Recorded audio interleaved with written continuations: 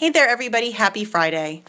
This week, I want to tell you about a very exciting meeting I participated on Tuesday and Wednesday.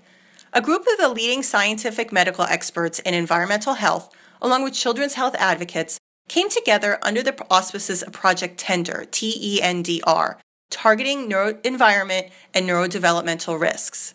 The Tender participants represent a breadth of knowledge in epidemiology, toxicology, healthcare providers with backgrounds in obstetrics and pediatrics, exposure science, public health, and environmental justice. Many of them, or us, were principal investigators for the EPA NIEHS Children's Centers for Environmental Health, which uses both epidemiological and basic research approaches to understand the link between many chemical exposures and outcomes like autism, ADHD, intellectual disability, cognitive delay, and developmental delay.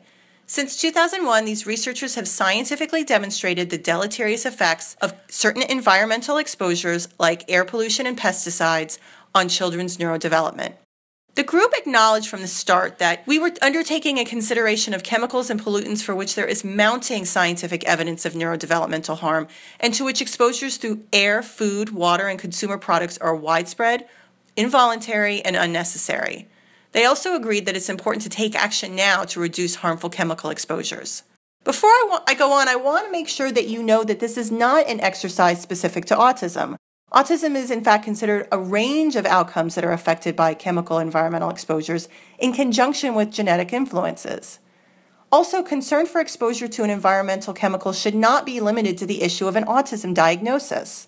Recently, as in yesterday, a study from UC Davis showed that phthalate exposure did not affect autism risk or autism diagnosis, but those with high levels of phthalates did have greater deficits in some areas like adaptive behavior. We did not go into these discussions with any sort of preconceived ideas that autism spectrum disorders were a special case or that autism was the only reason to build consensus and take action. There's mounting evidence that chemical exposures are harmful to so many systems of the body, and the brain is an organ affected by these exposures. Exposure to many of the chemicals discussed, including pesticides and air pollution, can be prevented.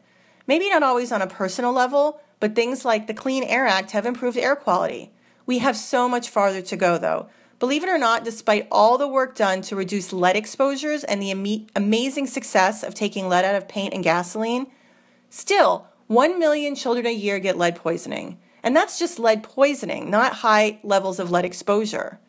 Bruce Lanphier showed an inverse relationship between blood lead concentration and IQ. So the higher the blood level, the lower the IQ scores. Other studies looking at pesticide exposure in pregnant mothers show the same thing on child IQ, and the effect is worse in those with a specific genetic mutation.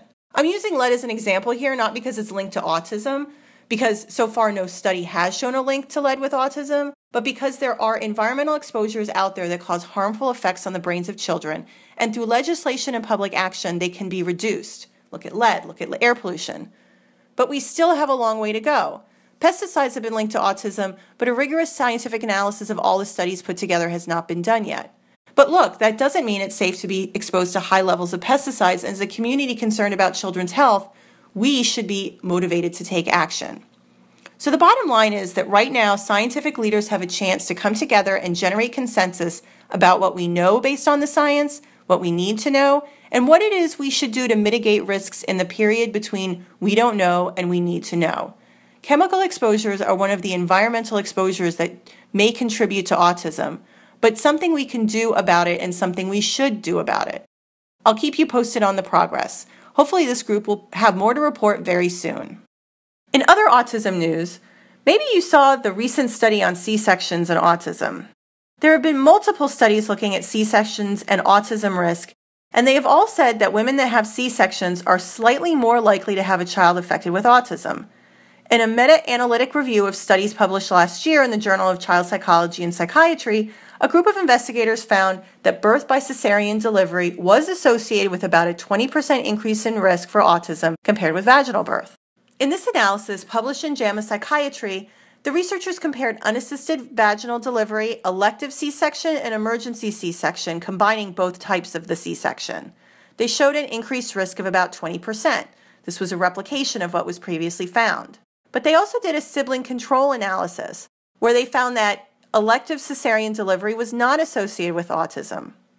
This sibling pair analysis included about 13,000 sibling pairs discordant for autism, including about 2,500 pairs discordant on mode of delivery. So this way you can look at whether or not the effect of C-section was actually something else, like genetics or having autism in the family. Also, the 20% increase was gone when things like maternal age, gestational age, APGAR score, and things like that were taken into the account.